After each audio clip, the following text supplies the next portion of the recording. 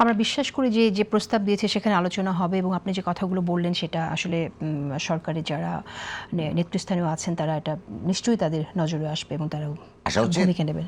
সেই আশাবাদ আমরা রাখতে চাই। আরেকটি বিষয় একটু আনতে চাইছি যে ইরানের যে আপনার সংকট চলছে, ইরানের মধ্যপ্রাচ্যে যে যুদ্ধ চলছে সেই জায়গায় আসলে ইরান, ইসরায়েল এবং বরং যুক্তরাষ্ট্র সেই পরিস্থিতির আলোকে বাংলাদেশে তো তেলের একটা সংকটের একটা সমূহ একটা আশঙ্কা আমরা দেখছি। সাধারণ মানুষ ইতিমধ্যেই তারা বিভিন্ন জায়গায় কমপ্লেন করছে তারা তেল পাচ্ছে না। আপনার কাছে কি মনে হয় যে এটা আসলে কোন দিকে যাচ্ছে এটা এবং অত্যন্ত সরকারের গুরুত্বপূর্ণ আলোচনা। কি করণীয়? গুরুত্বপূর্ণ, সারা বিশ্বের জন্য গুরুত্বপূর্ণ। আর তেলের সংকট শুধু বাংলাদেশে নয়, সারা দুনিয়াতেই হচ্ছে। প্রথম কথা হচ্ছে যুদ্ধটাকে আমরা কিভাবে দেখব। ইরানের উপর বিনা উস্কানিতে একটা আলাপ আলোচনা সংলাপ চলার মাঝখানে যখন অগ্রগতি হচ্ছিল বলে মার্কিনরা বলেছে, তৃতীয় পক্ষ বলেছে, তখন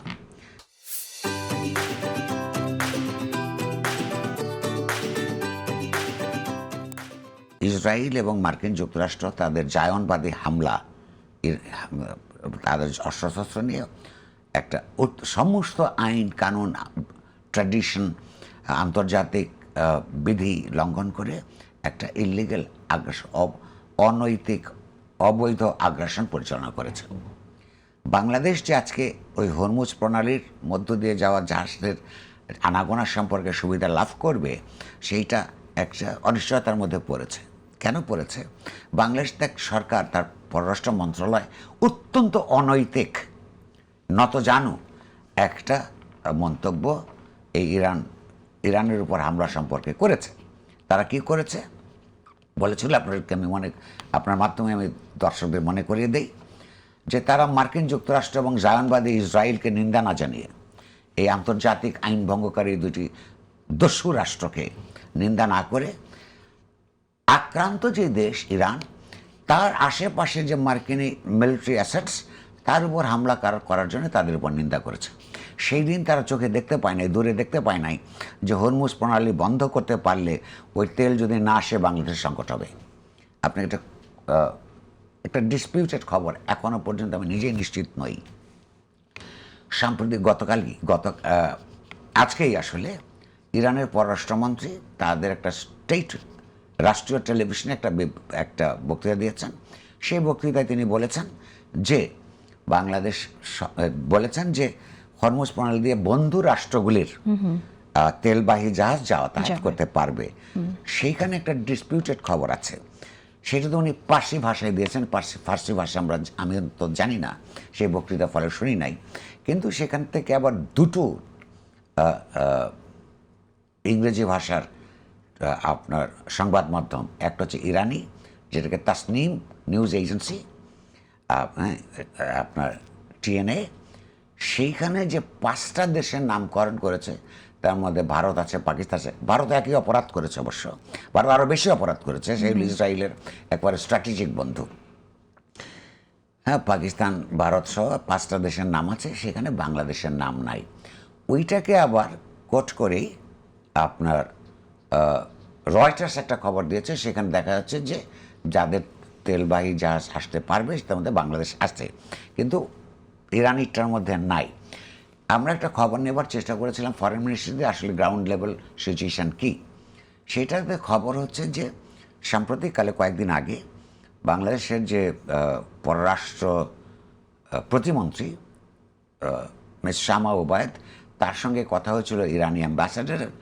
আমরা পরে তার বক্তব্য থেকে জেনেছি তিনি আশ্বাস দিয়েছেন, ইরানের অ্যাম্বাসাডার, যে বাংলাদেশের জন্যে এটা খুলে দিবে। কিন্তু এখনও পর্যন্ত আমরা নিশ্চিত নই। এখন এই যে ইরান যে বাংলাদেশকে ব্যাপারে, ইরান থেকে যে অ্যাম্বিগুয়াস খবর আসছে এবং বাংলাদেশ সরকার যে একটা অনিশ্চয়তার মধ্যে আছে, তার জন্যে বাংলাদেশের সরকার দায়ী। সঙ্গে আমি আপনাকে আরেকটা কথা বলি, এইখানে ইসলাম প্রচারের নামে কিছু অশিক্ষিত মৌলানা সাহেব, তারা ইরান সম্পর্কে যে সমস্ত বক্তব্য দিচ্ছে, এটা ইসলামের কোরআন হাদিসের সঙ্গে বস্তুত যারা লেখাপড়া করেন, ধর্মকে দর্শন হিসেবে, ইতিহাস হিসেবে, সমাজতত্ত্ব হিসেবে, রাজনীতি হিসেবে যারা অধ্যয়ন করেন, তাদের মধ্যে এরা পড়ে না। আমি আপনাকে মনে করিয়ে দিই, এক হুজুরকে দেখলাম টেলিভিশনে, ইউটিউবে বক্তৃতা করছেন, যেগুলো অত্যন্ত ক্ষতিকর বাংলাদেশ স্বার্থের সঙ্গে। উনি বলছেন যে ইসরায়েল, উনি বলছেন ইরান একটা শিয়াদের দেশ, শিয়ারা মুসলমান না, তারা কাফের, সুতরাং তাদেরকে সমর্থন করার কোনো কারণ নাই। আচ্ছা, হ্যাঁ, আমরা যদি নিজেরা নিজেদের প্রশ্ন করি, প্রথম কথা হচ্ছে শিয়া সুন্নির ব্যাপার আমি পরে আসছি। ইসলাম তো সারা জীবন ঐতিহাসিকভাবে জালেমের জুলুমের বিরুদ্ধে লড়াই করতে বলেছে। আজকে যেই ব্যক্তি, যেই প্রতিষ্ঠান, যেই দেশ ইরানকে যে অন্যায়ভাবে আক্রান্ত হলো দুইটা আগ্রাসী রাষ্ট্র দিয়ে, তখন ইরানের যদি আপনি পক্ষাবলম্বন না করেন, তার অর্থ হচ্ছে আপনি মার্কিন যুক্তরাষ্ট্র এবং ইসরায়েলের পক্ষাবলম্বন করছেন। দ্বিতীয়ত কথা, তারা বলছে কেন এই শিয়ারা হচ্ছে কাফের, সেইটা বলতে বলতে কিছু কিছু মৌলানা এই কথাও বলেছে, এটা ঐতিহাসিকভাবে অসত্য, যে শিয়ারা মক্কার কাবা শরীফ আক্রমণ করেছিল। এটা ঐতিহাসিকভাবে অসত্য বয়ান। কারণ হচ্ছে মক্কা ইসলামের নবীর মৃত্যুর পরে মুসলমানদের একাংশ দিয়ে আক্রান্ত হয়েছিল, আগুনও লেগেছিল। সেটা শিয়ারা করে নাই, সেটা করেছিল আপনার মুয়াবিয়ার ছেলে ইয়াজিদের রাজত্বকালে। তারা ছিল উমাইয়া বংশ, তারা এই কাজটা করেছিল। আর এরা এই কথাটাও ঠিক মতো বোঝে না, শিয়া বলতে আসলে কোনো পূর্ণাঙ্গ বাক্য না। শিয়া শব্দের অর্থ হলো গ্রুপ, দল। বাক্যটা হচ্ছে আসলে শিয়া নে আলী, অর্থাৎ হজরত আলীর দল, অর্থাৎ যারা যে খলিফা আলীর, যার তার পূর্ববর্তী খলিফাদের নীতি পদ্ধতি সম্পর্কে, বিশেষত উমাইয়াদের হলো বংশোদ্ভূত আপনার খলিফা ওসমানের রাজনীতি সম্পর্কে তার কিছু আপত্তি ছিল। তাদের সেই হজরত আলীকে যারা সেদিন হজরত ওসমানের চিন্তা পদ্ধতির বিরুদ্ধে দাঁড়িয়ে সমর্থন করেছেন, তাদেরকে বলে শিয়া, অর্থাৎ আলীর দল, শিয়া নে আলী। এগুলি না জেনে ইসলামের মূল আপনার তত্ত্ব দর্শনকে বিরোধিতা করে যে এখানকার এক আলেম সমাজের এক অংশ এই যে ইরানের বিরোধিতা করে প্রকারান্তরে মার্কিন যুক্তরাষ্ট্র এবং ইসরায়েলকে সমর্থন করছে, এইটাও তো ইরান ভালো চোখে দেখবে না। সরকারের এখানে কিছু করণীয় আছে বলে মনে করেন কিনা? সরকারের সিরিয়াসনেস তো আমরা বুঝতে পারছি না এই ব্যাপারে। দ্বিতীয় কথা, সরকার নিজেই তো একটা ভুল এবং অন্যায়, নীতিগতভাবে অন্যায় পদক্ষেপ নিয়ে বসে আছে। এই প্রসঙ্গে আপনি যেহেতু কথা তুলছেন, আমি একটু এই আর একটা মাত্র প্যারাগ্রাফ বলতে চাই। এইখানে সত্যিকার আলেম সমাজের প্রতি আমার অনুরোধ, বিনীত অনুরোধ, তারা ভেবে দেখবেন কিনা যে কাদেরকে ওয়াজ করতে দেওয়া উচিত আর কাদেরকে ওয়াজ করতে দেওয়া উচিত, এবং রাষ্ট্রেরও কোনো কর্তব্য আছে কিনা। এইখানে আলেমদের একাংশ ইসলামকে দেশের মানুষের সামনে, সাধারণ মানুষের সামনে, যাদের এখনো পর্যন্ত জীবন সংগ্রামের কারণে, ভাষাগত সীমাবদ্ধতার কারণে ইসলামের বা অপরাপর ধর্মগুলির সব কিছু পুঙ্খানুপুঙ্খ নিজেদের পড়বার সুযোগ তৈরি হয় না, তাদেরকে যেইভাবে বিভ্রান্ত করে, এইখানে একাংশ আলেমের বক্তৃতা শুনলে মনে হয় ইসলাম একটা নারী বিদ্বেষী, ইসলাম একটা প্রগতি বিদ্বেষী, ইসলাম একটা অবৈজ্ঞানিক রাষ্ট্র। তাদের বক্তৃতাগুলি শুনলে এরকম মনে হয়।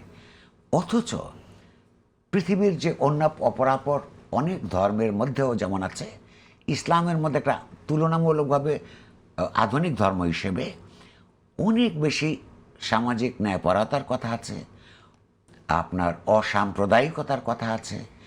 এইটা এমনকি অনেক ইউরোপীয় দার্শনিক, খ্রিস্টান, ইহুদি, খ্রিস্টান বিশেষত, ধরুন আমি উদাহরণ দিচ্ছি হেগেল, জার্মান ফিলসফার হেগেল, ইসলামের যে প্রশংসা তুলনামূলকভাবে আপনার খ্রিস্ট ধর্ম এবং ইহুদি ধর্মের তুলনায় করেছে, তা সেইটাও এই আলেম সাহেবরা খবর রাখেন না। ধরুন আজকে ইহুদিদের বিরুদ্ধে, এই জায়নবাদী রাষ্ট্র, ইহুদি বলবো না, রাষ্ট্রের বিরুদ্ধে আজকের ইরানের সংগ্রামে তারা যে এই জায়নবাদীদের পক্ষাবলম্বন করছে, অথচ খ্রিস্টান একজন দার্শনিক হেগেল, তিনি বলছেন যে গডের যে তত্ত্ব, ঈশ্বর কিংবা গড কিংবা আল্লাহ, যে নামে আপনি ডাকুন না কেন, ইসলামের গড হচ্ছে ইউনিভার্সাল। আর মুসা নবীর যে গড, এটা হলো প্রভিন্সিয়াল। কিভাবে? বাইবেলে আছে, ওল্ড টেস্টামেন্টে, যে আল্লাহ তাআলা ইহুদির জনগোষ্ঠীকে একটা স্বর্গভূমি দিবেন, প্রমিসড ল্যান্ড বলে তাদের জন্য। সেই জায়গাটা ওই জেরুজালেমকে কেন্দ্র করে হিজাজ অঞ্চলে তাদেরকে দিবেন। তাহলে যিনি স্রষ্টা, সমস্ত জগতের সৃষ্টি করেছেন বলে যে ধর্মগুলি বলে, তিনি তো মানবজাতির একাংশের প্রতি স্বজন প্রীতি করতে পারেন না। হেগেল বলছেন যে Moses god is a provincial god, is a tribal god. একটা ট্রাইবের জন্য উনি বিশেষভাবে বলেছেন তাদেরকে একটা জায়গা দিবেন। উনি বলছেন ইসলামের যে গড, মুহাম্মাদান গড, উনি বলছেন ইউনিভার্সাল, সমস্ত জগতের তিনি স্রষ্টা। এই আলেম সাহেবরা ইসলামের ভেতরের যা কিছু ইতিবাচক, মূল ধারণা থেকে সরে গেছে, সেগুলোকে সরে গিয়ে এটা একটা গণবিদ্বেষী, প্রগতি বিদ্বেষী ধর্ম হিসেবে উপস্থাপন করে। ধর্মের কিন্তু দুই ধরনের, এখন আমি আমার কথা বলছি, দুই ধরনের আপনার ব্যবহার আছে। ধর্মের ব্যবহারের মধ্যে বহু মানুষের উপকারের কথা আছে, সেগুলো আমাদের নেওয়া উচিত।